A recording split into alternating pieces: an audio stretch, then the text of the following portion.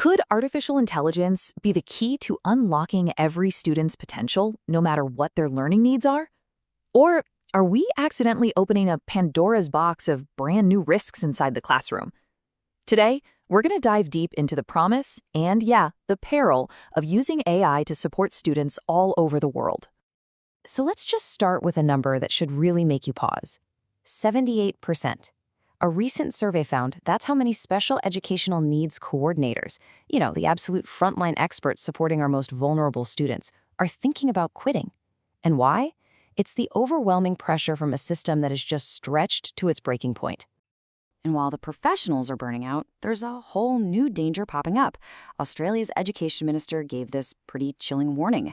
We've got this incredible tech that could help so much, but if it's left unchecked, it can be used to supercharge bullying in ways that are deeply personal and, frankly, terrifying.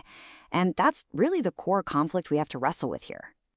Okay, so let's frame the problem, because it's not just some small challenge. It really is an urgent crisis. The whole system that's designed to support students with diverse needs is at a breaking point, and for educators and for learners, the clock is ticking. The UK's Department for Education put it in really stark terms. What we have is a perfect storm. There are more students than ever being identified with special educational needs, and at the same time, the funding and the resources to actually support them are buckling. Now, this isn't just a line item on a budget. It's a crisis of sustainability that threatens the very idea of an equitable education for everybody. But what if technology could offer a way out of this? I'm not talking about replacing human experts, but as a powerful, new kind of toolkit for them. To really get how, we need to look at two powerful frameworks that can help guide AI's positive use in our classrooms. First up, we've got assistive technologies, or ATs. Now, this isn't some new concept, but AI is basically turbocharging it. Think of ATs as tools that just bridge the gap between what a person can do and what their environment demands.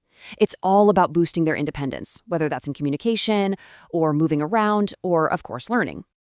What's so interesting when you look at this is you really get the sheer diversity of needs we're talking about. This isn't for one specific group. No, these assistive technologies can help someone with physical mobility, with their hearing or vision, or with cognitive challenges like dyslexia. It really is a whole spectrum of support for a spectrum of humanity. And building on that idea is our second concept, Universal Design for Learning, or UDL. So if assistive technology is about giving a specific tool for a specific need, UDL is about designing the entire learning environment to be flexible right from the start. It's proactive, not reactive. It's asking, hey, how can we build a lesson that just works for everyone, right out of the box?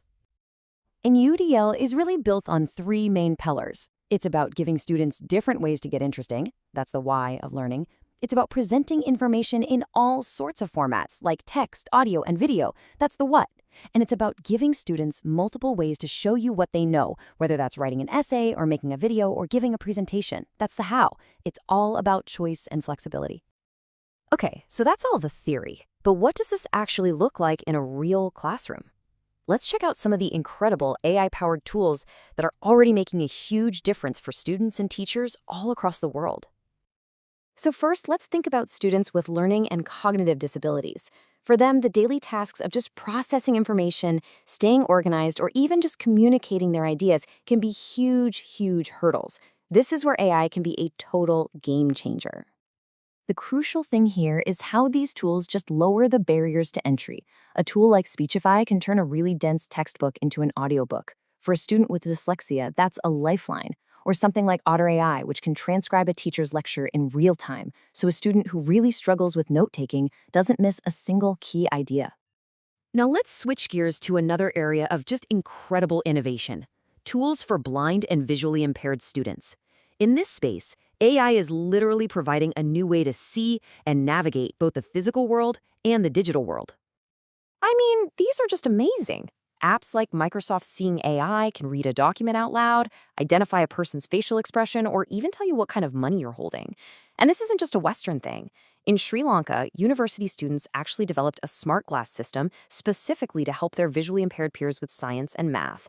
It's a brilliant example of this global wave of innovation. But listen, AI isn't just for students. It's also a powerful ally for the educators, the ones feeling that incredible pressure we talked about at the beginning. The goal here is absolutely not to replace teachers, but to free them up to do what they do best: teach. Just look at the potential impact here.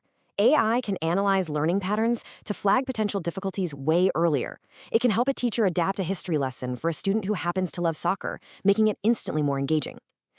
This is the kind of detailed work that goes into creating an IEP, an individualized education program. And AI can save a massive amount of time. In fact, one study found AI could cut lesson planning time by nearly a third. That's more time to actually spend with students. So far, it sounds pretty incredible, right? But we've got to pull back and look at the whole picture. The promise of AI is massive, but so are the hurdles. Access is not equal, and the dangers are very, very real. This is the question that really gets to the heart of the whole issue. A brilliant tool is completely useless if you can't get your hands on it. And right now, where you live and what resources your school has, well, it creates a massive digital divide. And this just perfectly illustrates that global imbalance. In the West, development is driven by tech giants with practically infinite resources. But in Africa, it's being driven by these passionate local startups. For instance, Ghana's Abene AI is a voice assistant that's available in the local Twi language, making it accessible in a way a global product might never be. But these innovators face huge challenges with funding and especially data. And that brings us to a really core problem. See, AI models are trained on data. If there aren't big, representative data sets for diverse disabilities, for local languages, for different cultural contexts, the AI just won't work very well for those people. Researchers call these gaps data deserts, and they risk baking existing inequalities right into the tech of the future. So when you put it all together, the barriers are pretty significant. You have a huge majority of teachers, 3 out of 4, saying, hey, I need more training to use this stuff. You have almost half of all schools that still don't have reliable Wi-Fi. And then you have that ethical minefield we started with, the risk of AI causing real harm if it's not rolled out with extreme care. This is a really complex problem, but it's not an unsolvable one. So how do we move forward? How do we actually harness all the incredible benefits of AI while carefully managing its risks? The good news is, policymakers around the world are already starting to sketch out a blueprint. The path forward really needs a deliberate, multi-pronged approach. First, we need clear ethical rules. We have to teach AI literacy in schools so students become critical users, not just passive consumers. We've got to prioritize equity, making sure this tech closes gaps, not makes them wider. We must invest in our teachers. And finally, schools and governments have to act as gatekeepers, vetting these tools to make sure they're safe, effective, and secure. And that leaves us with the ultimate question.